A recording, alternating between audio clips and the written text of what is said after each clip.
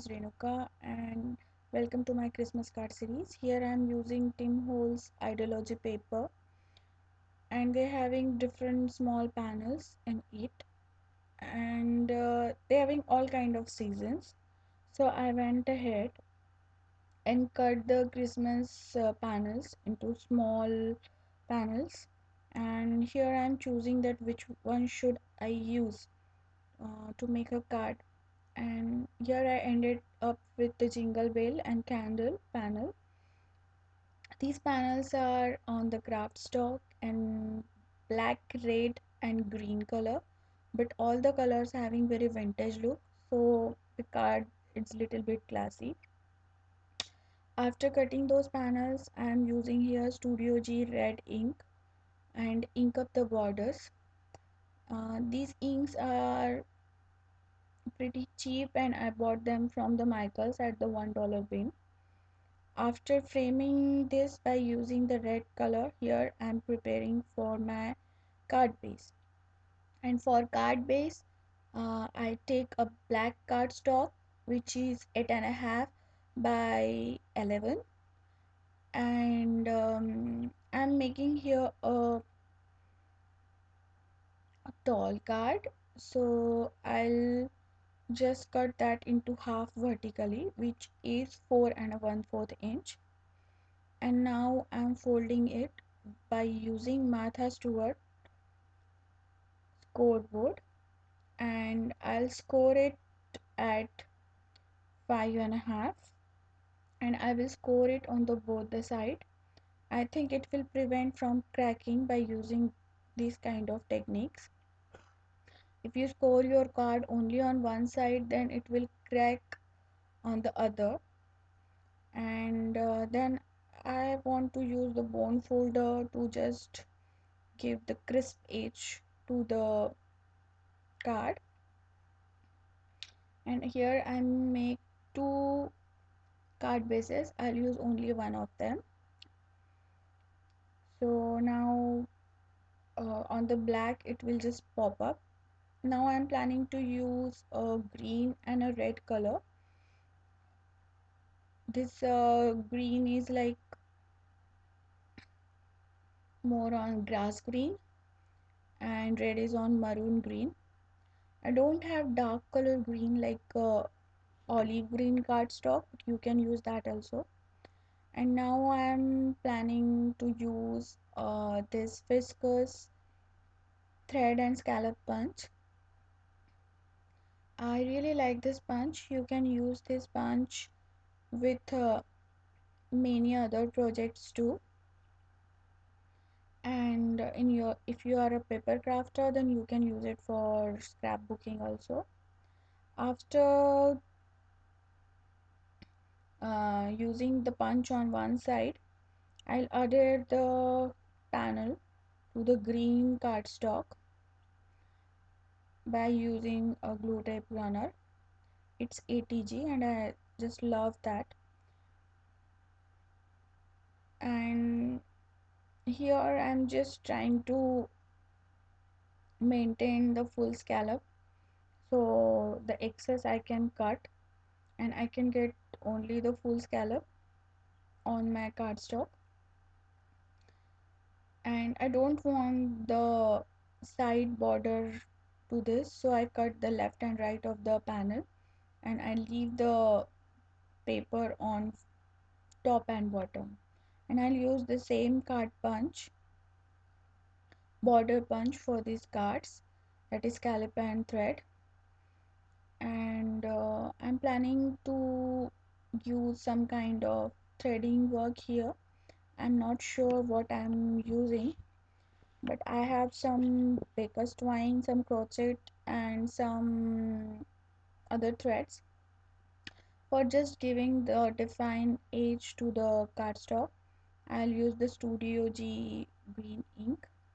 And now I'm planning to use the red cardstock also, but I think before adhering the whole panel to the red cardstock, I should thread the holes. So here the multicolor and the red one, and I have some baker's twine too, but finally I ended up on the embroidery threads.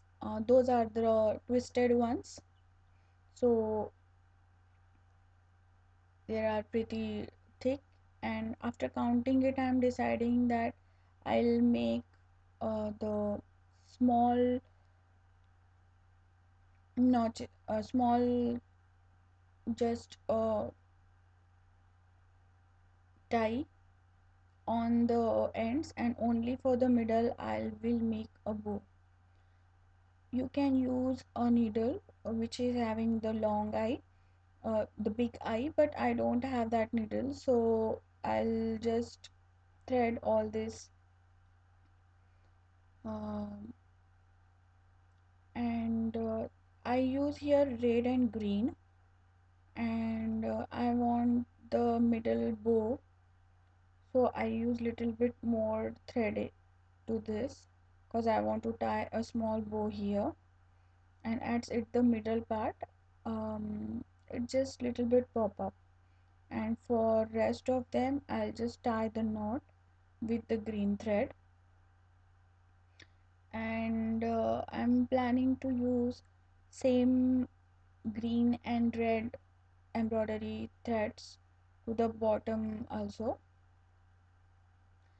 uh, just the purpose of making knots here, I mm, cut the threads little bit bigger, but after making the knots I'll cut them in the same length, and I want them small because I don't want to hang this thread on the panel, because then the panel will lose their focus. And I will thread the bottom of the panel also, and after that I'll adhere the whole cardstock to the red one. So I'm playing here music, so enjoy the music and I will join you soon.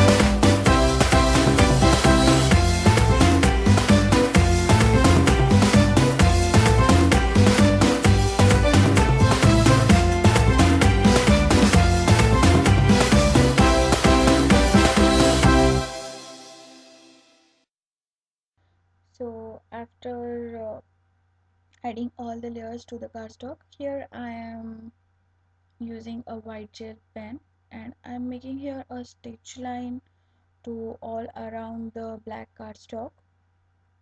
I'm making this line just to give a kind of define edge, and you can use a scale to make this line as I used, or you can make just um, using nothing, and you will just follow the line cut line of the cardstock here.